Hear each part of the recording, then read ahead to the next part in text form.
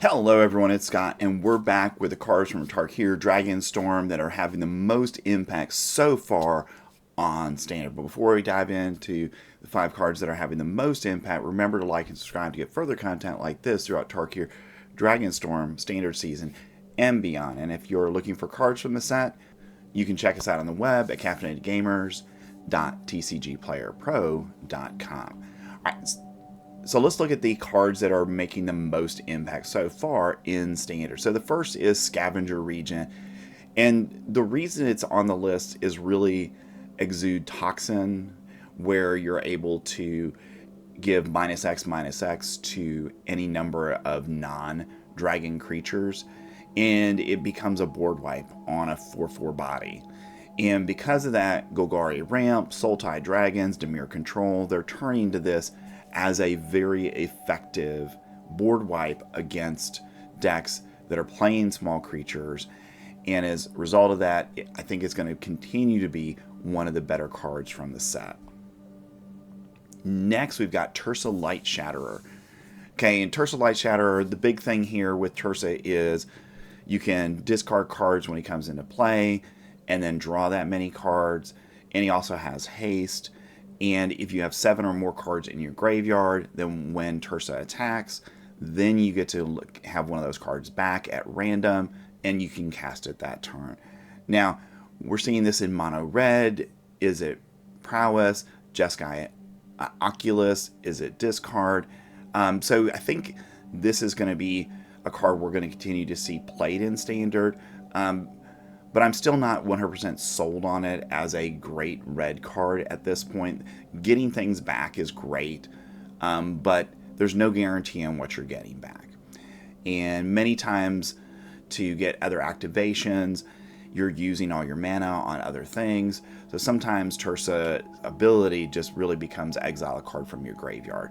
But it is seeing a lot of play in the prowess decks. So you can expect it to be part of the meta that you're going to be seeing. Next, we've got Sun Pearl Kirin for 1 and a white mana.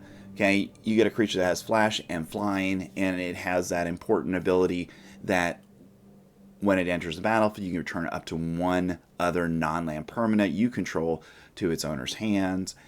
And this has become a key piece of Orzhov control and Esper self-bounce, and even Orzhov self-bounce as well, where you're using this to replay things over and over again.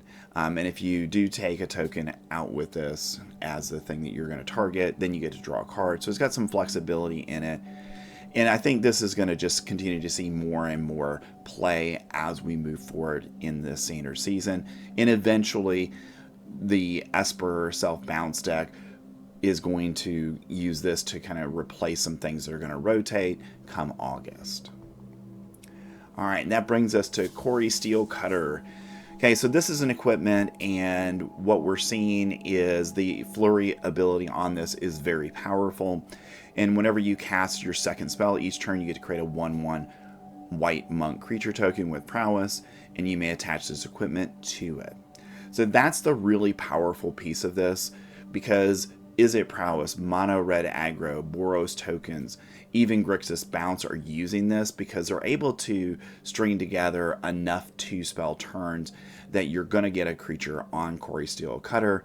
And the nice thing about the card is that even if you've already created one, it'll create a new one every turn you cast that second spell.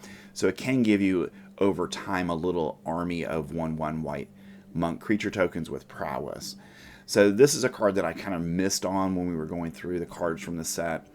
I thought it would be better in older formats, but because of the Is It Prowess deck, I think this is going to be a card that we're going to see a very lot of in the next year or 2 or 3, because it'll be around for a long time. And the prowess decks are going to be, I think, where we're going to see this the most. Alright, and that brings us to the most played card from the new set so far, and that's Elbeth Storm Slayer. And the big thing here, we're seeing it in Selesnya Cage, Selesnya Control, Boros Tokens, Mardu Mobilized decks, And the big thing for Elspeth is if one or more tokens would be created under your control, you get to create twice that many of those tokens instead. So the great thing about Elspeth is anytime you're creating tokens now, you get double the number of tokens. And that can snowball in the late game. And Elspeth is very good at protecting herself because her +1 ability allows you to create a 1/1 white soldier creature token. But reality is you're creating 2 with that +1 ability. And it gives the white decks basically an unending number of creatures that they can put out that can block, protect Elspeth.